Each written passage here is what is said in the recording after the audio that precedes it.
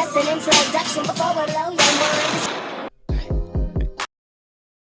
What's up, y'all? Welcome back to the channel. It's your girl Sensational Locks, and I am back with another quick yet informative video. I want to talk to y'all about semi-freeform and how most of you all are doing it wrong. So semi-freeform is often recommended as this remedy for thinning locks, and this is good advice I have given myself. However, I think there needs to be more context around how to semi-freeform properly in order for it to be beneficial. Semi-freeforming is not just waiting longer periods in between lock maintenance. My definition of semi-freeform is just like the name suggests, allowing the hair to lock freely, but with the exception of allowing the roots to merge. This is what separates freeforming from semi-freeforming. When the hair isn't being over manipulated, it has the freedom to tangle and lock naturally. This is why so many people are suggesting semi-freeform, because the lock does appear thicker and fuller as it grows out over time, but only when it's done properly. There is no benefit to semi-freeforming when it's done incorrectly. Here are my top 3 tips to know or avoid when semi-freeforming. Number 3, this is for anyone who is transitioning to semi-freeform from any other lock maintenance style.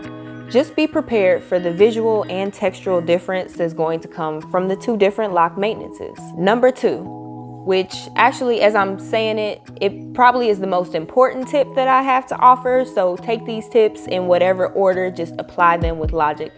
Number 2, you need to avoid brushing, combing, stretching, anything that is like pulling the roots. I know it can be really hard to resist the urge for, a nice sleek ponytail, especially when you got all of this loose hair at the root, but I promise you the damage will not be worth it. Just don't do it. Brushing and combing the hair actually removes the tangles and is essentially counterproductive to the whole locking process as a whole, and semi-freeforming as a whole. Too much brushing and combing will leave you with locks hanging from inches of loose hair. Which leads me to my final tip.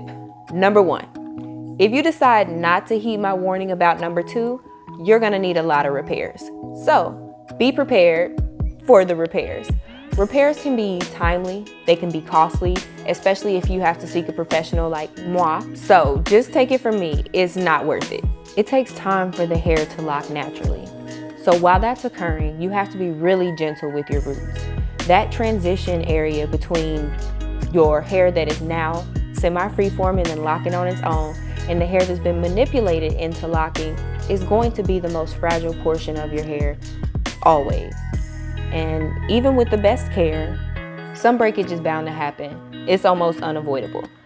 What's most important is that you notice the signs of breakage and that you seek repairs immediately so that you can avoid permanent damage.